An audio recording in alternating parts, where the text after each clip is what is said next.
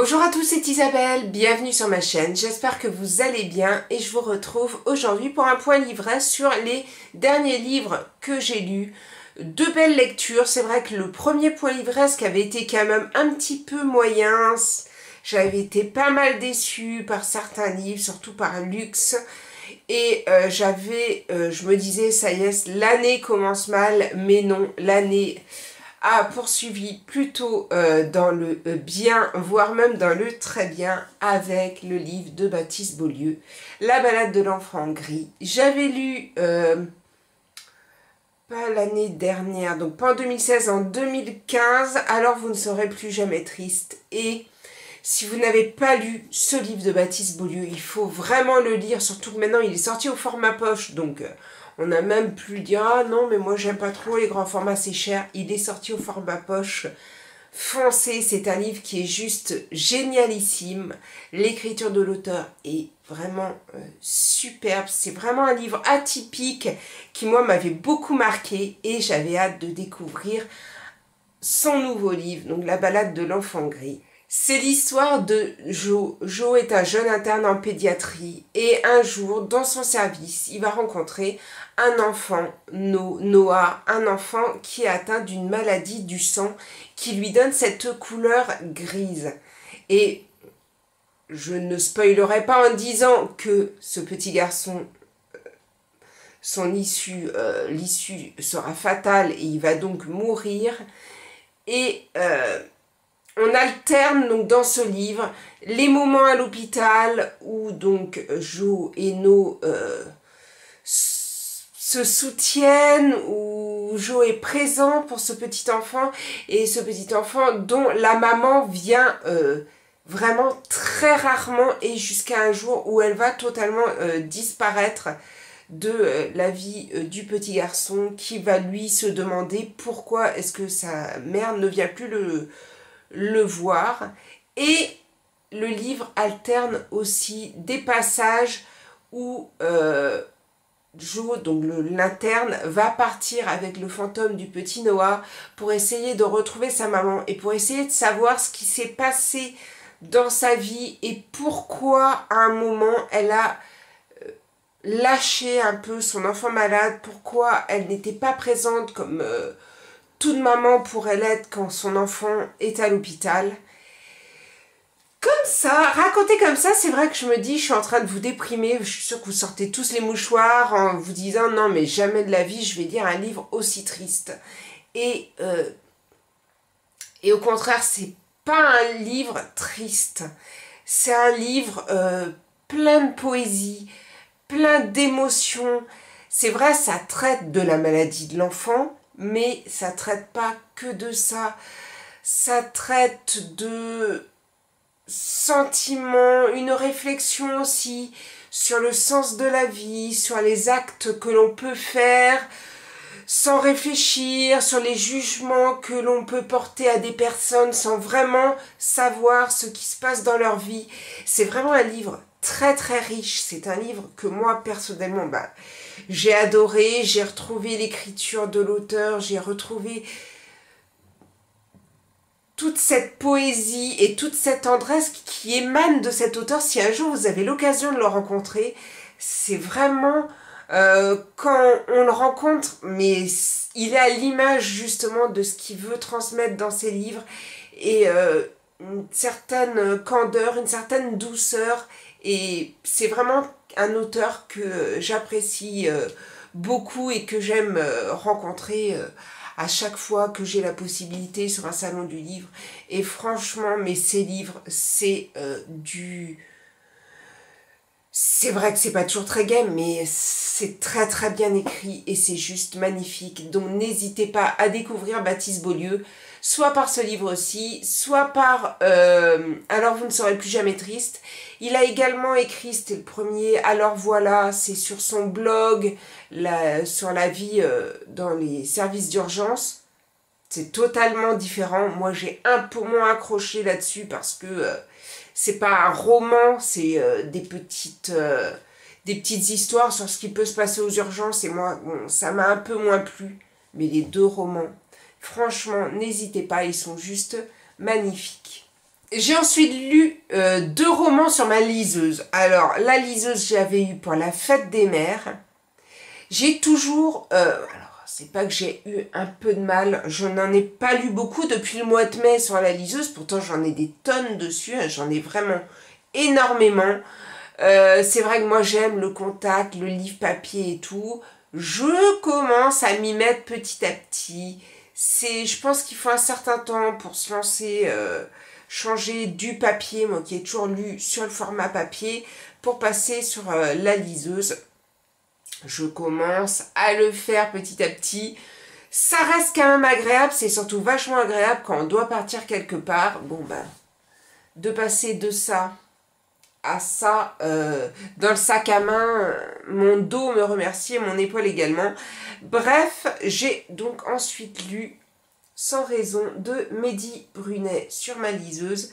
Il y avait une promo sur le site de Kobo et il était tombé à 2 € et quelques. Moi j'avais eu des bons d'achat avec mes amis pour mon anniversaire au mois de septembre, mais j'avais eu 3 bons d'achat de 10 € et c'est vrai que du coup je voulais pas acheter pour acheter et j'avais donc fait traîner un peu mes bons d'achat en me disant bah, tiens, à un moment ou à un autre je serais bien contente d'avoir les bons d'achat.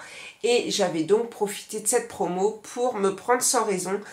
Parce que ce livre, ça fait un moment que j'ai envie de le lire, mais vraiment, ça fait énormément de temps. Et moi, la couverture me plaisait énormément. Je me dis, cette petite fille avec cette main d'adulte dessus, je me suis dit, waouh, mais ça va être, voilà, un rapt d'enfants, une disparition d'enfants. Ça va être, franchement, moi, ça me tentait énormément. J'avais pas lu la 4e de couverture, donc je ne savais pas de quoi ça parlait. Et en fait, donc ça parle à la fois, donc c'est l'histoire d'une famille, le papa et le fils, donc leur mère leur offre un billet pour aller voir un match de foot. Ils vont voir ce match de foot, ils laissent leur petite fille et la maman à la maison. Et quand après donc cette soirée où ils ont passé une super soirée au foot, ils rentrent à la maison, ils croisent une camionnette qui les éblouit et qui semble un peu suspecte. Et quand ils arrivent à la maison est sans dessus dessous et la maman et la petite ont disparu.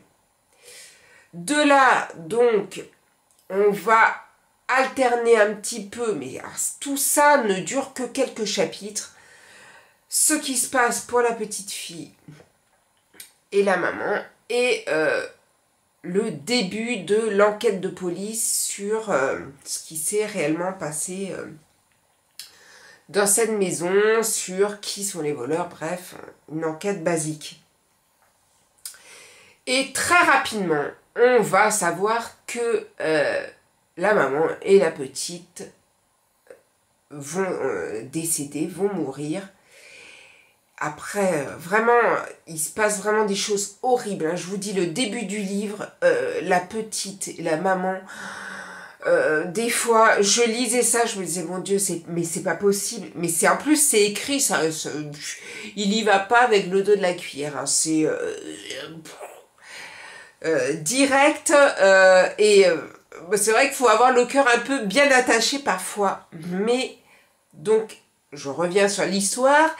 Parce que je me mélange un petit peu les pinceaux, faut bien le dire. Hein.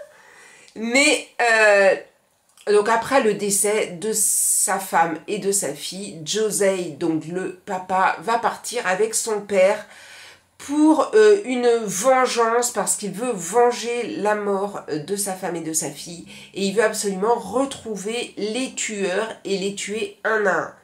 Donc on a cette course-poursuite de ce père et de ce grand-père après, donc ceux qui ont tué sa femme, il y a la course-poursuite de la police envers ceux qui ont tué la femme et la police envers le père et le grand-père qui ont totalement disparu. Et tout ça, donc, va se passer dans Boulogne, Paris, dans des milieux un peu austères, vraiment... des milieux de drogue, prostitution, des trucs de fou. Je m'attendais pas à ça en voyant en fait la couverture. Mais je dois dire que le livre est plutôt agréable à lire. C'est pas l'histoire du siècle, c'est quand même quelque chose un peu... C'est pas non plus du déjà vu.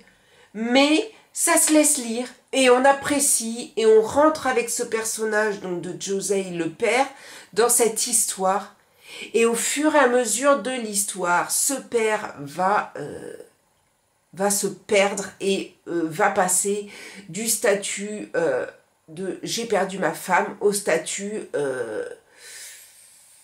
je suis un prédateur sanglant et je vais tous vous saigner. Et j'ai beaucoup aimé justement ce changement dans le personnage principal, donc le personnage de Josei. J'ai vraiment trouvé ça super intéressant. L'écriture, elle est prenante. Alors c'est vrai que bon, je ne sais plus combien de pages il fait, mais il doit faire 230 pages, si je ne me trompe pas. C'est un livre qui se lit en une journée, tranquille sous la couette. Et l'écriture est tellement prenante qu'on ne peut pas lâcher ce livre. C'est vraiment un thriller très addictif, malgré une histoire un peu peut-être too much ou un petit peu déjà vue. Mais moi, j'ai beaucoup aimé et ça m'a fait un peu me demander comment on pourrait réagir et comment nous, on aurait pu réagir en se retrouvant à la place de ce papa. J'ai trouvé cette histoire vraiment plutôt pas mal amenée et pourquoi pas, j'ai hâte qu'il sorte, c'était son premier roman. J'ai hâte qu'il en sorte un deuxième pour me faire une autre idée sur ce qu'il pourrait proposer. Toujours, je pense qu'il restera dans ce côté thriller parce que je pense que ça lui colle bien à la peau, à Mehdi Brunet. Mais il me tarde d'en découvrir plus sur cet auteur. Je m'excuse d'avance, vous avez sûrement dû voir qu'il y a eu un petit souci de vidéo, ma batterie m'a lâché en plein milieu de mon film, ce qui fait que j'avais la moitié des infos du troisième livre que j'ai lu, ce qui fait que j'ai dû refaire un nouveau film quelques jours plus tard et pas à la même heure que d'habitude, d'où le petit liseré de soleil qui passe juste derrière moi. J'espère que ça va pas trop vous gêner pour la vidéo. On va donc passer au troisième livre que j'avais prévu pour ce point livresque, qui est le livre de Marc Gouraud, Les Supplices de la Passion. C'est paru aux éditions Eddy Livre. Moi, je l'ai pris sur ma liseuse parce que c'est vrai que le format papier était assez cher et j'ai eu la liseuse entre-temps, ce qui fait que du coup, je ne me suis pas posé la question, je me le suis pris. Donc l'histoire de ce livre, c'est l'histoire de Julie Fronsac, qui est une jeune femme qui vient d'entrer dans la police et qui souhaite intégrer, pour elle c'est vraiment le Graal, elle souhaite intégrer l'équipe de la brigade criminelle qui est encadré par le commandant Philippe Dumas. Et c'est vraiment ce Philippe Dumas, c'est vraiment une star, une légende dans le monde de la police criminelle. Et elle n'a de rêve que d'intégrer cette équipe-là. Et par chance, elle va l'intégrer et elle va arriver sur une enquête assez sanglante, une enquête sur un tueur en série qui sévit dans la banlieue toulousaine et qui tue et massacre et torture en grande partie des femmes, et elle va donc se retrouver plongée dans cette enquête de police. Et je dois dire que franchement, le personnage de Julie Fronsac est un super personnage. Pour nous les femmes, c'est vraiment une femme limite comme on voudrait l'être. J'ai vraiment trouvé ce personnage super bien abouti. Et face à elle, il y a ce commandant Dumas, ce type un peu séducteur, amant, et en même temps un peu torturé aussi, et vraiment la star de la police. Et j'ai trouvé vraiment que ces deux personnages étaient super complémentaires. J'ai trouvé que c'était vraiment un super couple pour ces enquêtes-là. On est plongé dans l'horreur, on est plongé dans le massacre, il n'y va pas de main morte. On a quand même le droit à certaines scènes un petit peu plus oser des scènes un peu de sexe, et il en faut souvent dans les bouquins. Hélas, on ne peut pas y réchapper, c'est parfois mal amené, mais là, je dois dire que ça m'a pas gêné plus que ça. Ça a été pour moi une super lecture, ça a été une super intrigue pour arriver à un dénouement qui était génial. J'ai rien vu venir, mais vraiment rien du tout. Et là, je suis arrivée à la fin du bouquin, j'ai fait « Ah non, c'est pas possible !» Mais comment j'ai pu ne rien voir? Bref, je ne vous en dis pas plus. Je ne peux vous encourager qu'à découvrir Les Supplices de la Passion. Passez par le site Edilivre si vous avez une liseuse, vraiment, ça vaut le coup. Et voilà, j'en ai fini sur ces 3 livres. C'est vrai que du coup, avec mon problème de batterie, j'ai pris du retard.